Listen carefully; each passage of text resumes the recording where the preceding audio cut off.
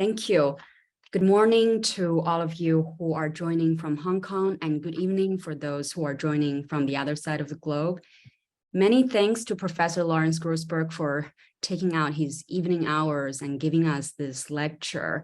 The lecture will be recorded. During the lecture, if you have questions, you're very welcome to type it into the chat. And at the very end of our section, we'll also have a 30 to 45 minutes of Q&A. You're welcome to unmute yourself and ask the question. If somehow the condition isn't right, you want your question to be read out loud, you can also indicate that when you type your question in the chat.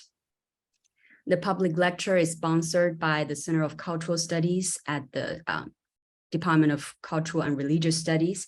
Many thanks for Professor Tanja and Nokas and Fancy for supporting and helping out with this event. My name is Xuenan. I am Assistant Professor of Cultural Studies at the Department of Cultural and Religious Studies. I will be the moderator for today. So today the talk is called What Was Cultural Studies? And there is no one other than more fitting person than Professor Lawrence GROSSBERG for giving a talk on this topic. He has been doing cultural study for more than 50 years. And he's the author of many books. The ones that I still keep returning to these days includes quite a lot. The recent one is Under the Cover of Chaos, Trump and the Battle for the American Right. And then We All Want to Change the World, The Paradox of the US Left. This one, I think, has a Chinese translation. And then, of course, his earlier book, Caught in a Crossfire, Kids, Politics, and America's Future. And then the one that we all read in our graduate school just a couple years, not too long ago, is Cultural Studies in the Future Tense. The Chinese translation was also out 5 years ago.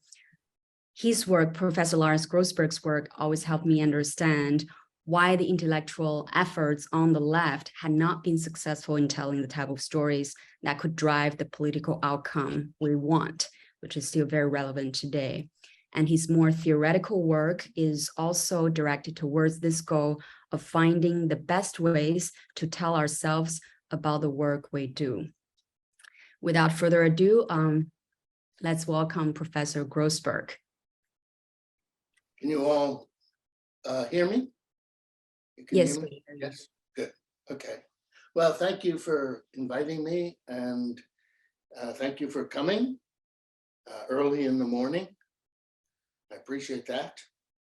I do want to start by saying this is one of those moments when I feel the limits of intellectual work, because there are events happening, some of them in China, but some elsewhere, that seem more urgent than my latest ruminations, thoughts on cultural studies. But then I remind myself, I sat there reminding myself this afternoon, that ideas do matter, and that it is our job as intellectuals to think beyond the obvious, especially in the face of an increasingly scary world. I've been interested for, 60 years, almost 60 years, in trying to understand the question of social and political change. Especially in the United States, because it's the context I know quite well. But increasingly, I've tried to escape American parochialism and to learn what's going on both intellectually and politically in other parts of the world. I'm particularly interested in the question of why the world, or large parts of the world, seem, since the 1950s, since the end of the Second World War, to be moving generally in directions that are increasingly inhumane, and why the progressive forces, I don't know if left is a useful term in Hong Kong or Asia, but why progressive forces seem incapable of entering in with agency into the processes of historical change. I want to tell you a story, at least part of a story, or actually I want to give you a kind of plot summary, because even my little part of the story would probably take hours, and as some of you know, I can speak for hours.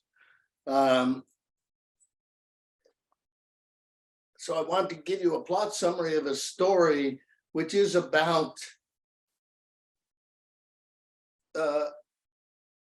cultural studies as a successful but failing project, right, if I may. Now, I've not written the end of the story because I think it's not my place to write the end of the story. The end of the story belongs to younger generations who are leading struggles around the world, both intellectually and politically. And I know that there are many people in many places who, in a way, are trying to write the end of the story from their own places. This story is about, excuse me, this story is about the dialectic between a social and material context and the ideas, concepts, and theories that emerge out of that context and respond to that context. This is a kind of constitutive relation. Theory and context exist in what Stuart Hall called a unity in difference. They remain different, but they forge a unity. And the question is, how is that done? And how is it done successfully? It starts with the world, or, you know, I guess I should speak about the United States, but I think I think it's happened in other places, according to my colleagues and friends around the world. There are moments when a social formation, a society, seems to be in crisis, right? In fact, a society seems to have many crises at the same time, and one doesn't know how to deal with them separately or together, right? But the basic equilibrium of a society, its status quo, its ability to maintain and reproduce itself, at these moments is displaced, deformed, right?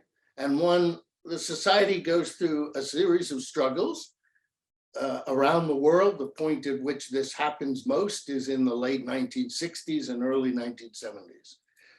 And while most Americans think it's a uniquely American phenomenon, 1968, we all know that it was not, and that this kind of disruption, this kind of struggle to find a new possibility, a new balance in the field of forces and power, right? These are transitional moments, which are often characterized by widespread feelings of uncertainty, anxiety, and a feeling that one no longer has control over one's life, a loss of any sense of agency. Now, these feelings and this sense of crisis can arrive not only in liberal democratic societies, the North Atlantic, but they're also been arriving, as it were, in authoritarian states, many of which have either emerged from this crisis or remain in crisis. what one finds at these moments is that intellectuals find it difficult to make sense of the context, this social formation in crisis. And I found, I could make it personal, but many more people than me found that the dominant theories, explanations, and even methodologies for understanding what's going on in the world don't seem to be working. And what I want to suggest is that that's true now. That's where I'll end up. And so cultural studies faces its own dilemma. Now, again, I will keep emphasizing this over and over again. Such moments of crises and the various feelings that I've mentioned that accompany it is not unique to one place, nor is it unique to one time. This has happened before. When Karl Marx said everything solid melts into the air, he was describing a moment of such a crisis in Europe, particularly in Germany and Britain. Right? I think today part of the problem is people think we have never been through these things before, and we have. And understanding the history is perhaps part of the necessary work to understanding the present. Now, in such a moment of crisis, there are many ways of responding, both politically and intellectually. Intellectually speaking, one way of responding to a crisis of how to make sense of what's going on is to double down on the existing intellectual practices. So one of the things we see, not just in the United States, but in other parts of the world, is once again, an increasing turn to science. And one can see this in certain kinds of cultural theories that are increasingly citing, quantum mechanics or the latest developments in biology. The turn to what one assumes to be the truth, or the truthiness, as my friend calls it, the truthiness of science. Or some people don't return to the dominant intellectual practices, but turn instead to older, or what Michel Foucault called subjugated practices of knowledge. All right? And so we recover the alternatives to the dominant practices of knowledge by going to those who were excluded from those institutions and practices and had to develop their own forms of knowledge production, of cultural expression, et cetera, right? But the point of all of this work is to produce better accounts or analyses or stories, however you want to think, of what's going on, so that one can offer better strategies for directing change, so that one can recover the sites and forms of agency, which will allow people to respond to this social context in crisis and to hopefully move in directions that are more humane. As I said, one of the effects of this is a third response, I suppose, so that you can go double down on science, you can go to subjugated knowledges. And the third way of dealing with it is to question the existing practices of knowledge production, not to throw them out. Too often, those who turn to subjugated knowledges throw out what is useful and good in the dominant practices of knowledge production and the dominant forms of knowledge that we have. Right? It involves then taking what exists as knowledge production, thought, thinking, and questioning it, bringing those old practices together with some new practices, sometimes rethinking those old practices. For example, the way in the past 30 or 40 years, anthropologists have rethought ethnography, right? They critiqued it and they rethought it in a different context, right? And that's what cultural studies, that's how cultural studies emerged. That's what it tried to do. It tried to question the dominant intellectual practices of the university, and not to throw them away and find totally new ones, but to find the ways of understanding the context that give you the best possible analyses. Because I do believe that bad analyses, I always say bad stories make for bad politics, right? If you don't understand what's going on, this sense of intellectual experimentation, of trying to find another way of doing intellectual work, requires new institutional or reconceived institutional arrangements and new kinds of forms of cooperation intellectually, right? Institutional and social arrangements that would allow intellectual discourse and disagreement to flourish, that would allow for a sense of experimentation, both intellectually and institutionally. And I'll come back to this in a few moments when I talk about the Center for Cultural Studies in Birmingham. So as I said, cultural studies tried to do this. And when I say cultural studies for the moment, I mean me, and to some extent, my close relationship with what is generally called British cultural studies, which is where I was educated. I want to just say that I think of cultural studies as both a multiplicity, right? There are lots of different versions of cultural studies, lots of different ways of doing cultural studies. Even within British cultural studies, there are lots of differences and arguments. But it's also a process. It's both a multiplicity and a process. And it's supposed to keep on changing. It's supposed to keep on changing as the context and resources available to us as intellectuals keeps changing. And I think, given the changes in the academy, in the universities over the past 30 or maybe 50 years, that has become more and more difficult, right? And in a sense, that also is what I want to talk about.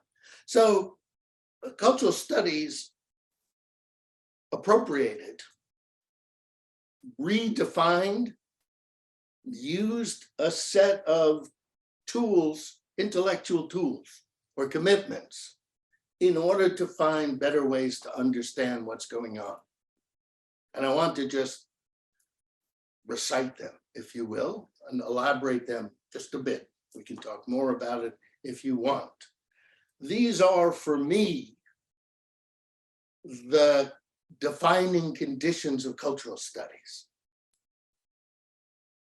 Do I think it's contextually defined? Well, yes and no. That is, when someone comes to me with a project that does not have these commitments, my first question is always, well, why do you think you're doing cultural studies? And sometimes people convince me that they are, even though they don't have the full set of commitments I'm going to outline. So let me do this. The first is critique. Now, what's happened in a lot of places is that critique has come to mean criticism. Right? So critique comes to mean calling out racist media or racist states, or patriarchal things you don't think are good. You call them out. You can read a film and see its colonial ideology, right? That isn't what critique is for me. It certainly wasn't what it meant when Kant and Marx and later Foucault took up the notion of critique. Critique involves challenging that which is taken for granted, right? It means looking for the conditions of possibility for what is. How did the present come to be what it is, right? That's the question of critique. Whether it's good or bad isn't, in the first instance, the important question. In the first instance for critique, the important question is, what are the forces that are constructing social reality in this context, whatever context you're working? What are the forces that are maintaining or challenging the social equilibrium, right? What are the forces that are battling to offer different ways of what Deleuze would call holding back the chaos? Right? This is a form, critique then is almost inevitably linked to what is generally referred to as constructionism. That is, the world is not given, the world is constructed through the, in part at least, through the activities of human beings. You know, as Marx put it, people make history, but in conditions not of their own making. But people make history, right? And cultural studies took up this notion of critique as constructionism in Stuart Hall's, probably the most common way in which people talk about it in cultural studies, in the English-speaking world especially, is in the notion of articulation. Articulation simply means that social reality is constantly being made through the production of relations. It assumes that the basic unit of social existence is the relation. Now, I have a friend, a wonderful intellectual, Arturo Escobar, who tends to talk as if theories of relationality are something that was invented in the 1990s. But it was invented in the early 19th century. Kant had a theory of relationality. Almost every modern philosopher, not only in the West, but elsewhere, as I've come to discover, has a theory of relationality. So cultural studies is interested in the constant processes by which relationships are made, unmade, and remade. That is the contingency of history. So I'll give you one example, which is that it is traditional common sense in the West, at least, that the working class is anti-capitalist, right? And therefore, you know, in England, they're supposed to vote for Labor. In the United States, they're supposed to vote for the Democratic Party, et cetera, et cetera. People seem to assume that this relationship was guaranteed. It had to be that way. Right? But of course, what Thatcher did in England and what Reagan did in the United States, and I'm sure there are examples of this that you can think of, what they did was to break the relationship, unmake the relationship between the Democrat, you know, the kind of liberal, democratic, anti-capitalist politics, limited anti-capitalism, but, and the working class. And they re-articulated the relationship so that a significant part, not the entirety, but a significant part of the working class ended up voting for Ronald Reagan. And similarly for Donald Trump. Okay, that's all the first commitment, the basic philosophical foundation for cultural studies, but not just for cultural studies, for lots of other formations, intellectual formations that have emerged in the past 60 years, which have adopted this kind of critical constructionist theory of social change.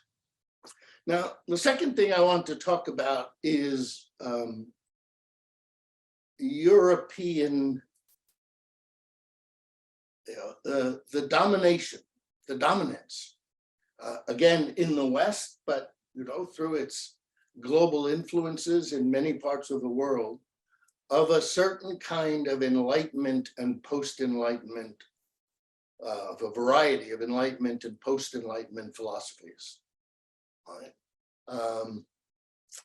And that, of course, has, since the 1960s, been under attack from lots of different intellectual and political positions. The notion of subjectivity, the notion of consciousness, right? But cultural studies, and again, some other intellectuals, focused on one problem. They said, we said, that the problem with the dominance of European modern thought was its claim to universality. What one philosopher calls the transcendental pretense, beginning with Descartes and Hume and Kant and Hegel, etc., to a lesser, but still to some extent Marx. Western philosophers and thinkers have generalized from European experience to a universal experience. This was the justification. I don't think it was invented for this purpose, but it was the justification for colonialism, right? Because if to be human meant to have the kind of experiences that defined European life, and people in other parts of the world didn't have those experiences, then those people were not human, or at least they were, primitive humans or subhumans or something. And therefore, we were not violating our own faith by colonizing them and subjecting them to extraordinary forms of violence. Against that universalism, cultural studies offers radical contextuality. It thinks contextually. Right? So let me say a few words about what that means. To think contextually is not to fall back into a relativism or a kind of perspectivism. There's a feminist perspective and a Black perspective and a Jewish perspective and a Chinese perspective, etc., each of which is necessarily relative to its particular position. Cultural studies doesn't believe that. It believes that there are truths that one can find about a particular context. Now, whether those truths will travel to another context is an open question, right? A set of concepts may be very useful in one context, but very useless in a different context. And you probably don't know until you try. I once wrote a book about United States politics using Stuart Hall and others' model that they had developed to analyze Thatcherism.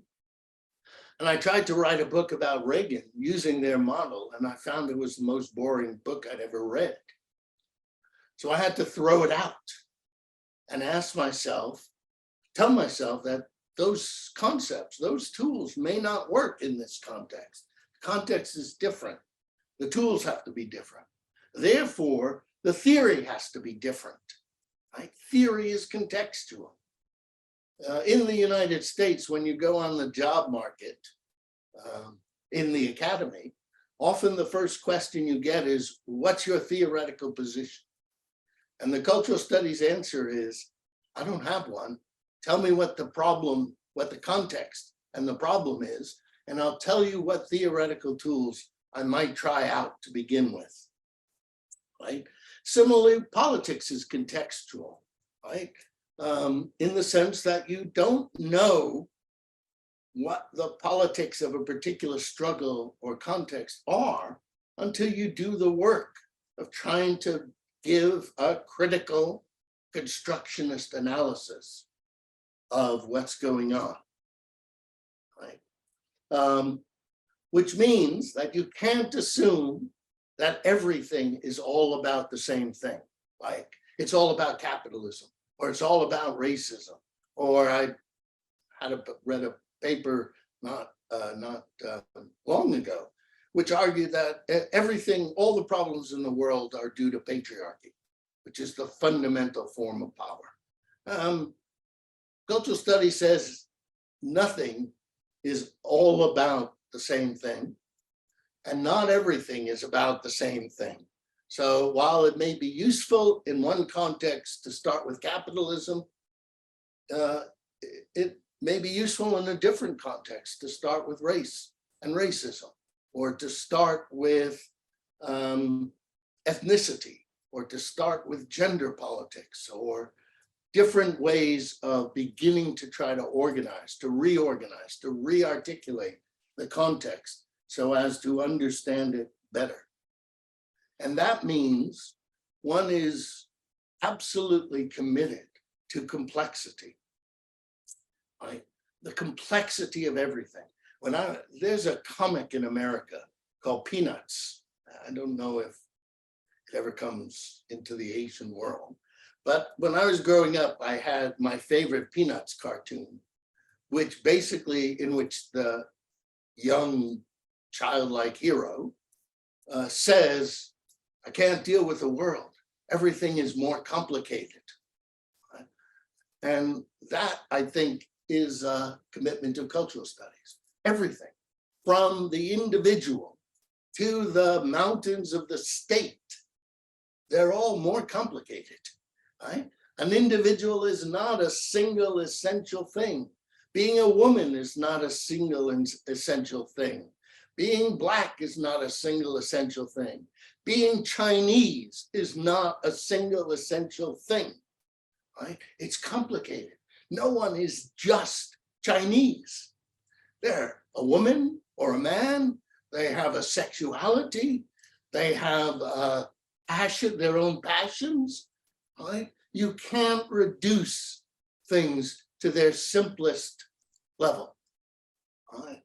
That is a dominant practice. I once gave a paper where we were talking about, I and another academic were talking about youth and the problems of youth.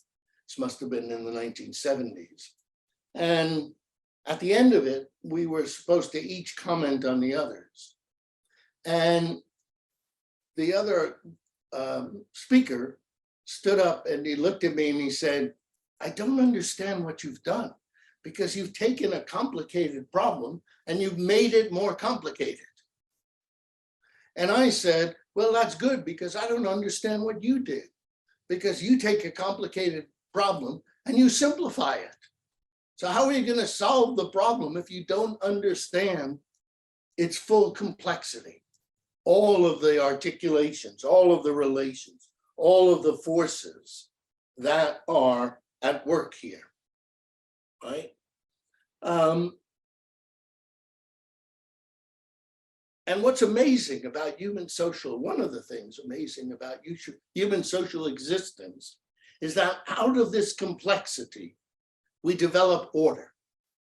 Out of the multiplicity of individualities that exist within me, I still develop a sense of myself, right? Out of the fragmentation, or what people in England call the hybridity of the world, we develop ways of living with that complexity, with those differences, right? Now, that often led British cultural studies to try to identify a particular level of analysis, right? At what level of analysis could you deal with the complexity, embrace the complexity, but also find a way to understand how it was being organized, what forces were at work, and how one might reorganize the complexity.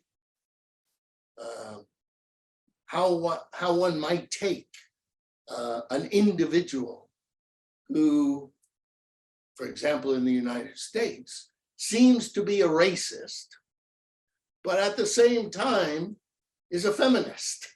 And at the same time is what my friend John Clark calls a decent, ordinary person, right? How do you deal with that complexity? And how do you rearrange it, rearticulate it, so as to move someone away perhaps from their racism to a different political position and a different social position? The level they identified, they called the conjuncture, because it stands between two other levels. The level of the particular individual, the level of the concrete event. If one tried to understand Donald Trump's election in 2016, you would be overwhelmed by the complexity of the explanation, right? The media and many academics give simple explanations. He won because the white working class voted for him. The white working class didn't vote for Trump. A fraction of it did, about a third. Half of Trump's votes came from middle class, suburban homes, right? But we ignore the complexity, right? The complexity is overwhelming at the level. When Jean-Paul Sartre tried to write a biography of Xuenan, it ended up being 1,000 pages, and he says he only began to scratch the surface, right? Because of the complexity at that level. On the other hand, there is the level of abstraction that you might call the epoch, right? Capitalism, Christianity, Confucianism, racism. These are forces that have existed for centuries. Capitalism is not new. And the critique of capitalism isn't new. These are epochal forces that change in specific contexts, but nevertheless, to understand them, you have to understand them as epochal forces and not as events or even conjunctures, although they may enter into conjunctures. So that's the second set of commitments I want to identify. The third is what makes cultural studies as opposed to something else, which is, of course, the recognition after the Second World War around the world through many intellectual paths that culture mattered. In some cases, in England, the question of culture came up because of what was called the Americanization of English culture. Culture was in crisis, and Richard Hoggart and Stuart Hall and other people, Raymond Williams, said, boy, we better figure out a way to talk about culture and to talk about the way in which culture operates within the context. What effects is it having? What are the forces and conditions that are producing it? Right? Culture matters. And it also matters as ideas, as theories, as explanations, right? Knowledge matters. So it brings culture into the agenda in one way or another, whether it's called discourse, whether it's called ideology, whether it's called the popular, right? It turns attention to the fact that culture, along with politics and economics, has become an increasingly powerful force in modern societies. It probably always has been, but it was not quite so visibly determining as it was after the Second World War. But while cultural studies says culture matters, cultural studies isn't about culture. It's about how culture works in the context. Right? It's about context. Media studies is not cultural studies.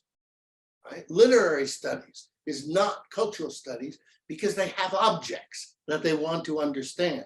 Cultural studies doesn't have an object. It only has tools.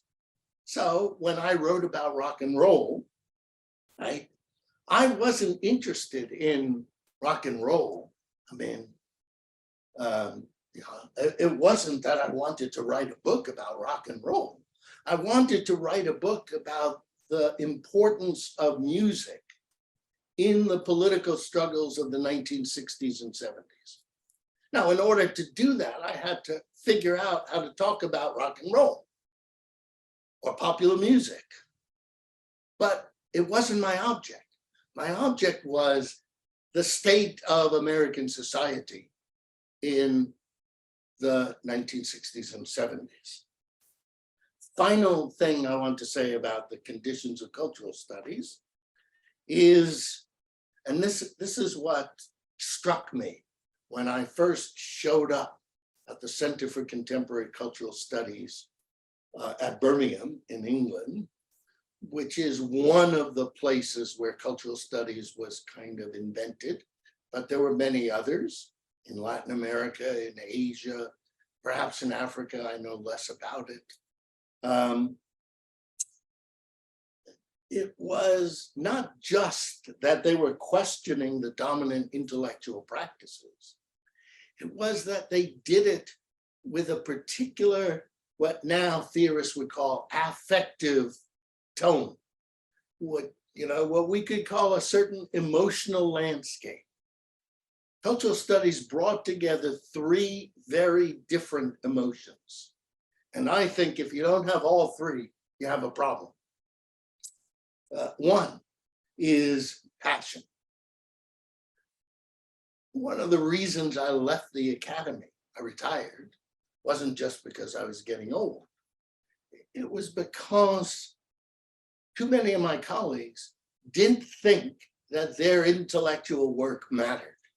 So they really had no passion beyond their own hobbies, right? I mean, you can love Shakespeare and spend your life studying Shakespeare, but you don't really think anyone's going to read your book or that your book has any significance beyond the Shakespeare Society. Right? I found a group of people who were passionate about their intellectual work because they thought it mattered. Because they thought, as I always say, better stories make better politics. We had to find better ways to understand what was going on in the world so we could change the world in the ways that we would hope the world would become. That's first. Second is despair. Absolute despair. You know, Gramsci, who had a great influence on British cultural studies, he talked about how the intellectual must have, pessimism of the intellect, optimism of the will. Now, what I discovered was, if you think you're pessimistic, I mean, actually, Stuart Hall said this to me when I was complaining about how bad things were in the United States under Reagan.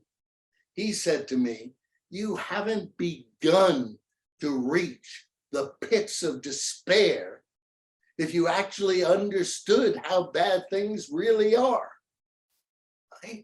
You're still operating on the surface.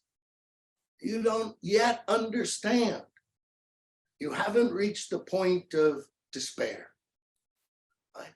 And I think cultural studies tries to reach it. Now, you have to probably stop short of despair, because then you might kill yourself. And that's not a good thing for intellectuals to do. I think it was Mao who said the first function of a revolutionary is to stay alive. Right? So passion and despair. And the third piece of the emotional puzzle is humility. Now, I'm the worst person in the world to talk about humility because I'm an arrogant son of a bitch. But I struggle to be humble. I struggle to be humble because I know that even when my work is at its best, it's only one piece of the bigger puzzle. And I know that I might be wrong and that I need other people to work alongside me, right? That other arguments may persuade me to change my analysis or my position. So I embrace what I do with humility. Stuart Hall once said, describing teaching, he said, you have to go into a classroom and give a lecture on whatever it is, structuralism, as if you were passionately certain that structuralism was right. And then the next time you meet the class, you go in and tell them that you were probably wrong. Right? It's that sense of the possibilities that reach beyond what one person can do that I think defines the third leg, if you will, of cultural studies. Now, I want to say a few words about British cultural studies, which for a whole variety of reasons, complexity, one of them being the domination of English as a language, the domination of the English language publishing industry, of the US university system, etc.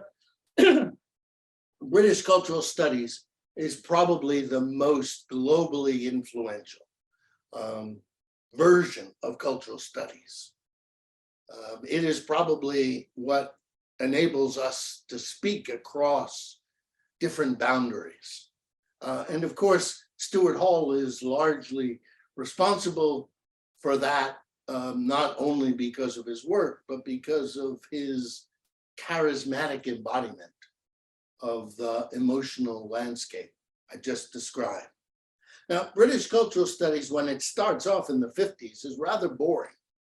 It did know that culture mattered, and it did know that the world was complex and that it needed to find better intellectual tools, but it didn't know it very deeply, right? And the early forms of cultural studies at the center, including Richard Hoggard's very important book, The Uses of Literacy, were in retrospect not all that interesting. British cultural studies blossomed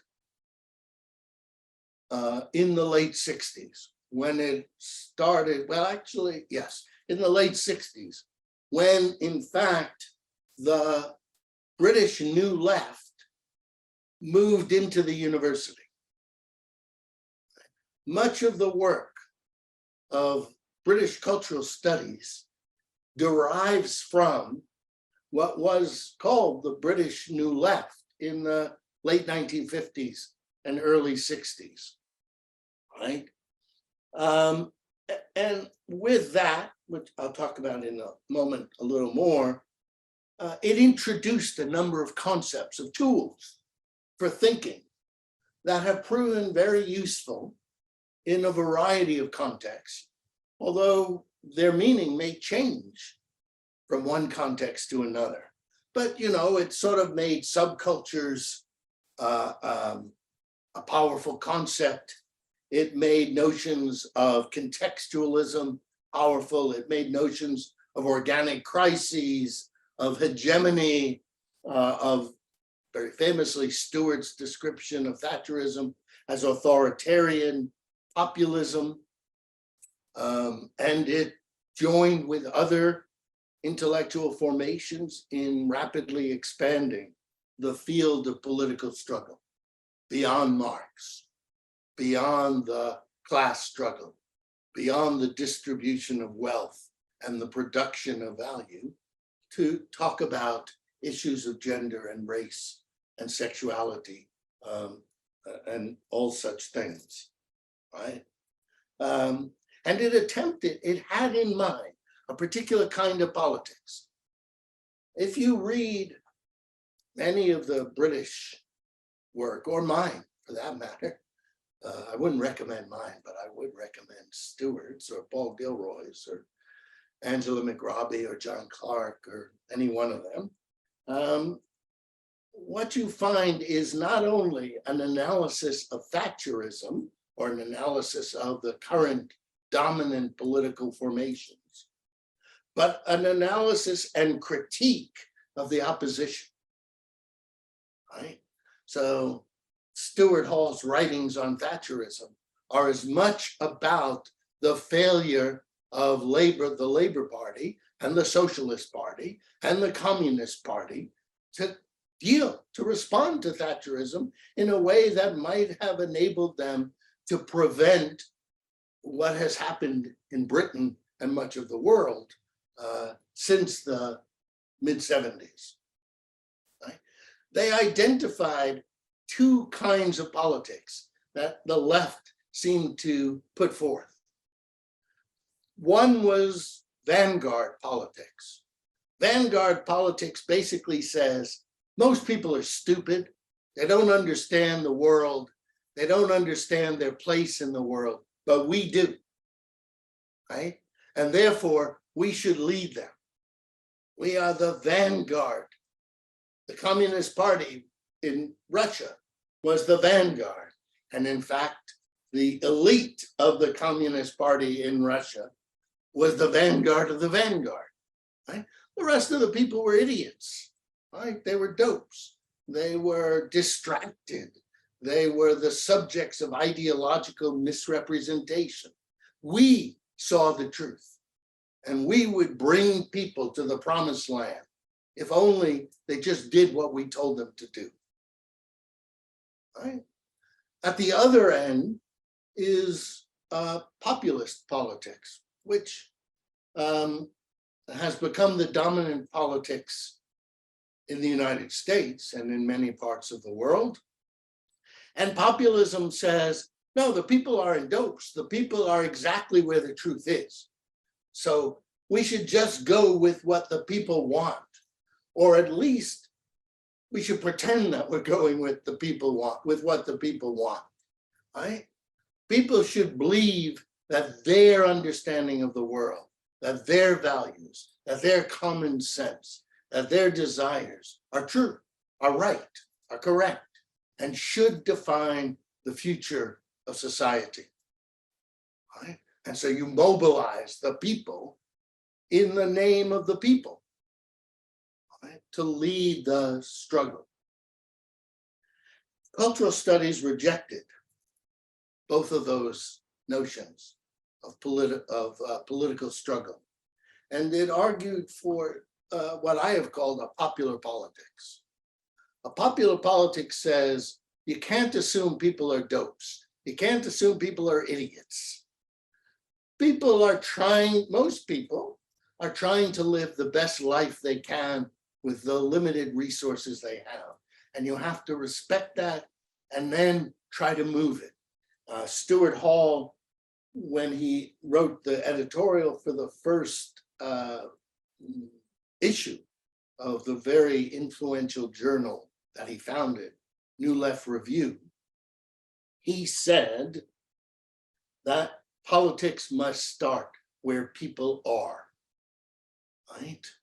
But not in a populist sense, to assume that where people are is where they should be, but in a popular sense that tries to move people by understanding where they are to someplace better, not by telling them that where they are is shit, you know, and they need to follow us to a better place, but by listening to them, by analyzing why they are what they are. One of the founders of queer theory in the United States, Eve Sedgwick, put it beautifully. she said, we have to stop telling people what they should feel, excuse me, and start trying to understand what they do feel and why they feel that, how it has been produced, what are the forces that have constructed their experiences and feelings about the world. And only then can we ask the question, how do we move them? How do we change that? Now, the other thing that the center did, and cultural studies continues to do, is to create a space for experimental institutional work. The Center for Cultural Studies at Birmingham was not exactly an official university entity. It wasn't like a department or a program. No one quite knew what it was, which was very good for the people at the center because they could do whatever they wanted. I'll tell you a secret that Stuart once told me is that when he was director, his primary job was to keep the administration of the university from ever coming to the center, where they would see what was going on and realize that the center was breaking every rule the university had. For example, the center admitted graduate students by giving the power of admission to the existing graduate students. The faculty didn't have a say in what graduate students would be admitted. Their argument was, these people are coming in and going to do collaborative, collective work with the other grad students. So why not let them decide whom they wanted to work with? Right? Why should the faculty have that power? Right? That kind of experimentation, right? They established one of the first series of what they called working papers, which were, not finished products, but ideas in process, which they wanted to share with people. They were one of the first universities that reached out to non-university institutions, whether they were technical colleges or the equivalent of high schools, and tried to provide material, resources to help them teach their students about the contemporary context. Okay, how am I doing? Do I have 10 more minutes? Yes, you have. If you wrap up in 15 or 20 minutes, also okay. Oh, well, I don't want to bore you, so. Now, the starting point, really, all of this is the backstory of my story. My wife is a novelist. And when she writes a novel, she spends an enormous amount of time creating what she calls the backstory. None of the backstory is going to make it into the novel, but she has to understand each of the characters and the situation that will emerge to drive the novel forward. Right? She has to know the backstory. Where did these people come from? What are the forces that they're facing? What are the dilemmas and limits of their social relations? Right? Well, all of this is the backstory, because what I really want to say is about the contemporary context. Because although I don't think much of what is going on is new, I do think the context of work, certainly in the United States and Europe and Latin America, and from my conversations in at least parts of Asia, the context is changing in significant ways. And we have entered another period of a kind of crisis of social equilibrium. And it is time to ask ourselves, how do we tell better stories? How do we have better explanations? What kind of concepts do we need? What kind of intellectual practices do we need? What kind of intellectual institutions do we need? I'm quite cynical about the possibilities of the university in the US as a viable site for the kind of work that cultural studies tries to do. I'll give you an example of what I mean. So I've already told you, my early career, I was writing about popular music. Now, it was great. I loved it because I love popular music. I could show you my record collection. And I was a huge fan. But as I said, I wanted to understand how that cultural formation was working in the context. What were the forces shaping it, and what effects was it having that made it so central? When there was a big protest in, I think it was the early 1990s, in Seattle against the World Trade Organization, a friend of mine, a Mexican journalist, wrote a column in which he said this movement, it was referred to generally as the anti-globalization movement. He said, this movement is going to fail because it doesn't have any music. I thought that was brilliant. Right? So that's what I was trying to figure out. Why is it going to fail? Because it doesn't have music. What does that mean? Right?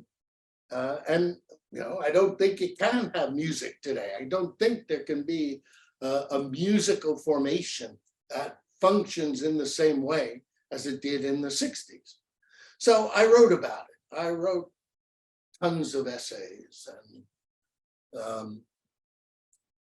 And then in the early 1990s, a very good friend of mine asked me to write a paper for a book he was editing on culture in the 1980s and 90s. And he wanted me to write about popular music in from like 1985 to 1990 something. And once again, I did it, and I wrote it, and I thought, this is incredibly boring and doesn't say anything that any intelligent person, listening to music would say. Why? Well, I realized the context had changed so much. The meaning and experience of youth in the United States had changed. The nature of the corporatism of the cultural industries had changed. The nature of domesticity had changed. The school system had changed. The musical resources had changed. So the concepts that I had developed for over 15 or 20 years to talk about music in its context no longer worked. Now, I could have done one of two things then. I could have said, I'm going to start over and find the tools, the concepts, the stories that make sense of music in that context, than what was then contemporary. But I decided I was too old to do that, right? And so I ended up writing a book about the condition of youth rather than about youth culture, right? It didn't work. The context had changed. We needed new resources because we were facing new challenges. We had to rethink the context in that dialectical relationship between intellectual work and its material social context. That dialectical relationship had moved on. And unfortunately, we as intellectuals, me as intellectuals, I don't want to accuse anyone else, hadn't moved on, at least not sufficiently to come up. And I just want to throw out some of those challenges that it seems to me we face now that demand that we think about what kind of concepts and tools are necessary, are needed, what kind of theories will be useful. I don't care about whether theories are true or not. There is a never true. I care about whether a theory is useful to help me understand the context that I am trying to understand. Now, I'm sure all of these challenges in one form or another face people in many parts of the world. And I'm sure that you are familiar with most, if not all of them. The one about which I will say the least, because it's the most obvious, is that we now face what can only be understood as an epochal, long-term crisis of climate. Climate change cannot be understood in a conjuncture.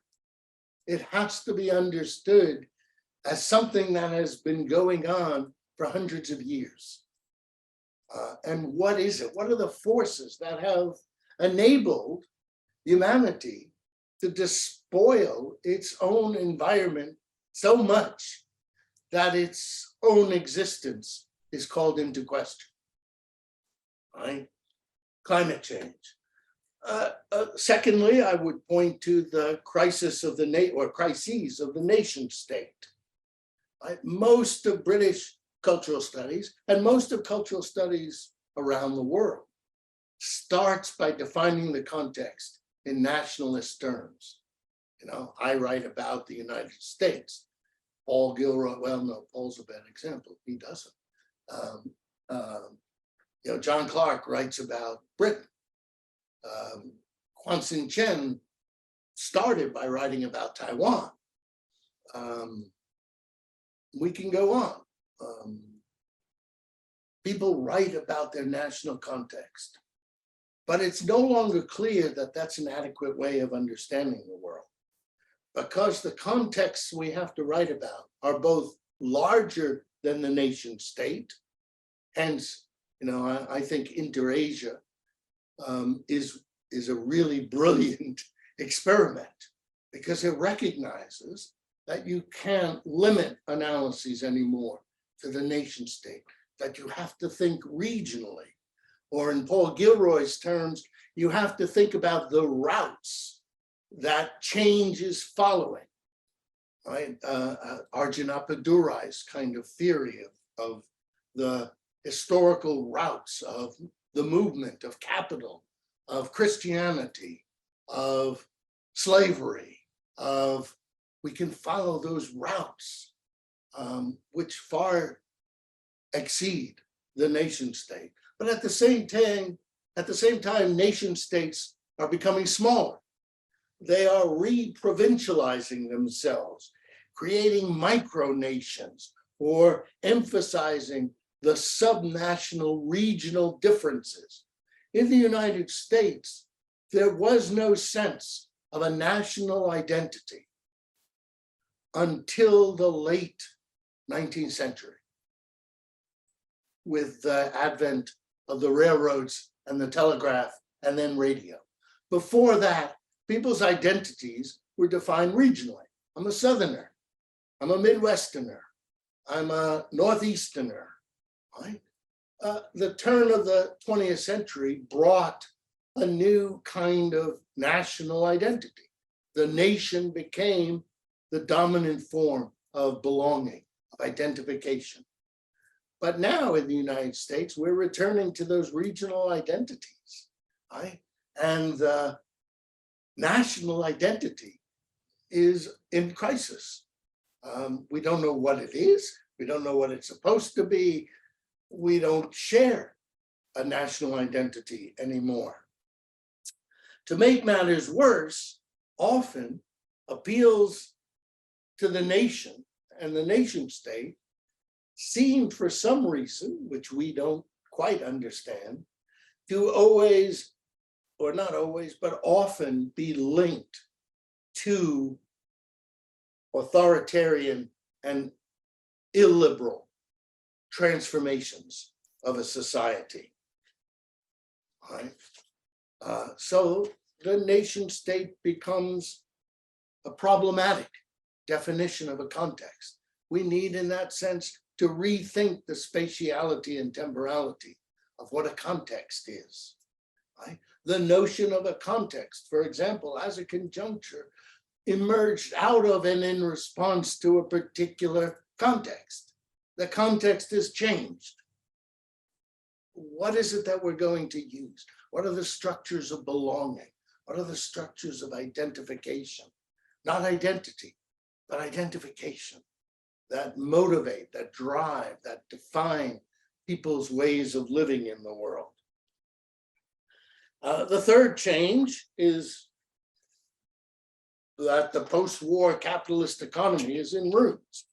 And it has been going down the drain since the end of the Three Worlds organization of the planet.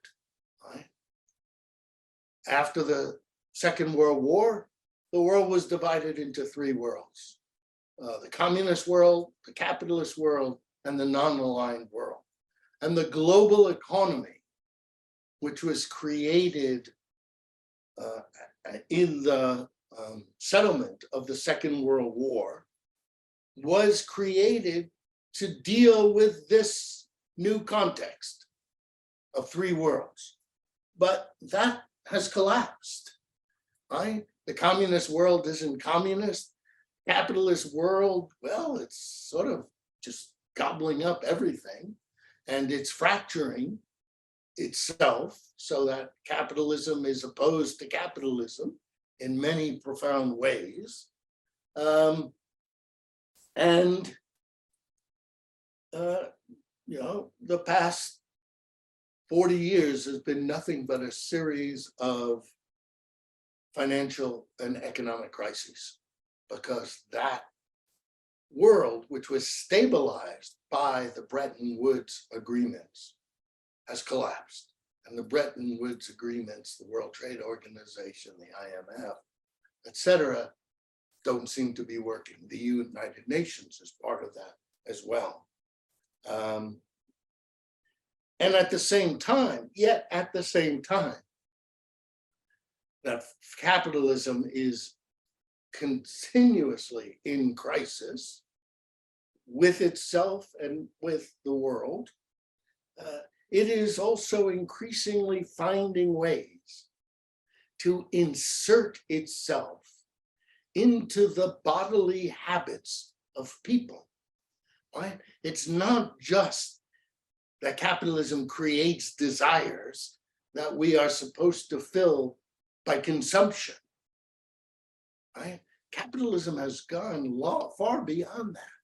It now creates systems of embodied habits that make it almost impossible to imagine another way of living.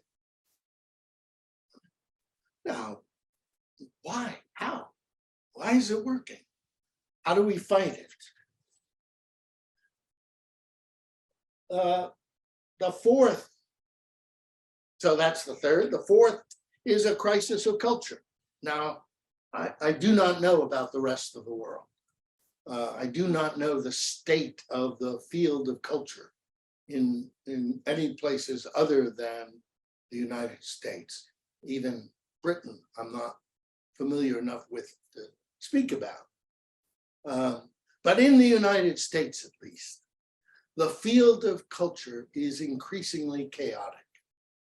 There is so much culture out there, right?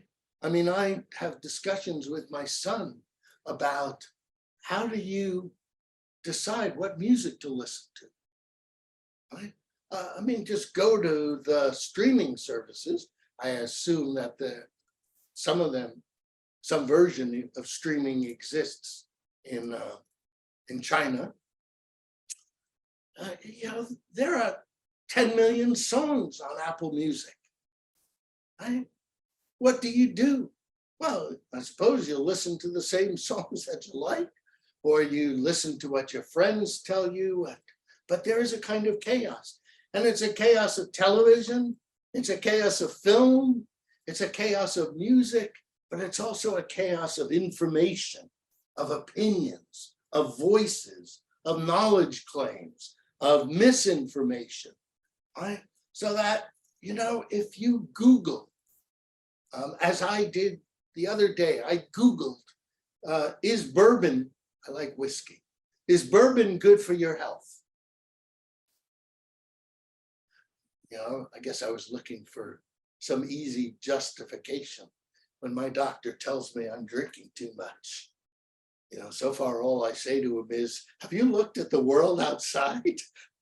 You think I'm drinking too much. I think I'm not drinking enough. Right? I Googled it. And you know what I found? I found like 100,000 things listed, and all, you know, they were full of contradictions. One site reported a study that said bourbon is bad for your heart. Another site reported a study that said bourbon is good for your heart. Another site, yeah, how do we decide? I mean, the left in the United States is very good of accusing the conservatives, the right, of spreading misinformation. But the right accuses the left of spreading misinformation. How do we decide what's misinformation? Right? How can you possibly know in this chaos, especially when authoritarian forces around the world are weaponizing chaos? If you want to understand Donald Trump and his movement, what in America is called MAGA, Make America Great Again, you have to understand that contrary to the long history of politics, which understood politics to be the attempt to find an organization that held the chaos at bay, they produce chaos intentionally. And Trump's advisors have admitted this, you know? They spread misinformation, not because they want people to believe the misinformation, but because they want people to feel so overwhelmed that they realize there's no way for them to know what's true. So you might as well just go with your gut, or, you know, what you thought was true yesterday. This has, again, in the United States, been supplemented with increasing attacks on education, on school systems, on universities, and increasing changes in the academy. The result of all this is two things that I sum up my sense of the chaos. My first take on the context, if you will, without knowing what tools I need to make sense of these crises, of these changes, is that once again, and it's happened before, people think we are living at the end of the world. People think that the world has become entirely crazy, that the world itself is insane, that the chaos has taken over, that the patients, we say in English, the patients have taken over the asylum, right? The crazy people are now running the world and telling us what's true or not, or what's good or not, or determining, you know, what foods we get or anything. Again, it's not new, but it gives rise in the present context to particular kinds of responses. On the one hand, forms of cynicism, and on the other hand, forms of fundamentalism, whether religious fundamentalism or political fundamentalism. I mean by fundamentalism, any position that is so certain of its truth that it is willing to impose itself upon everyone, right? That scares me. Whether it's it's socialists or Christians, I don't really care. The difference doesn't matter to me. They are both so certain that they have the truth and that everyone else must fall into line, right? The alternative, cynicism or fundamentalism, is simply to accept the insanity of the world, to accept that the world is insane and that there is no future. Which is what my son tells me all the time. His generation of Americans does not believe in the future. Now, I don't understand what that means. You see, that's a symptom of my crisis, intellectual crisis. I don't understand what it means to say there is no future. I say to him, of course there's a future. It may be total shit. You know, it may be the worst future we can imagine, but there is a future. And he just says, no. Yeah. If the climate change doesn't kill us, the atomic bomb, the war in Israel or in Taiwan or somewhere else in the world, the Ukraine is going to start another world war in which we will end time. There will be no future. Professor And then Grossberg, one final. I was just looking at the time. Yeah. Okay, great. Okay, one final comment, and this is a personal one. I said before that cultural studies assumes that people are not idiots, that people are not dopes, that people have some sense. It may not be the same sense we have of what is going on around them and of the choices they make to live their lives in certain ways. But I'll tell you the truth. After 60 years of arguing that and of writing essays and books that start from that position, I'm not sure it's right. It is hard to look at places like the United States or where there are these illiberal movements and where conspiracy theories proliferate, absurd conspiracy theories, like sex trades being run through pizza parlors, and not think these people are idiots. Right? It's a kind of personal crisis for me. But I still think I have to move beyond that to figure out why this is happening, why it has become obvious to me that people are idiots when I know conceptually, intellectually, that is the last thing we need to start with if we're trying to make the world a better place, which is what it's all about. How do we create a cultural studies for the future? Thank you. Sorry I took so long. No, thank you so much. Please join me in thanking Professor Grossberg for giving us such a wonderful talk.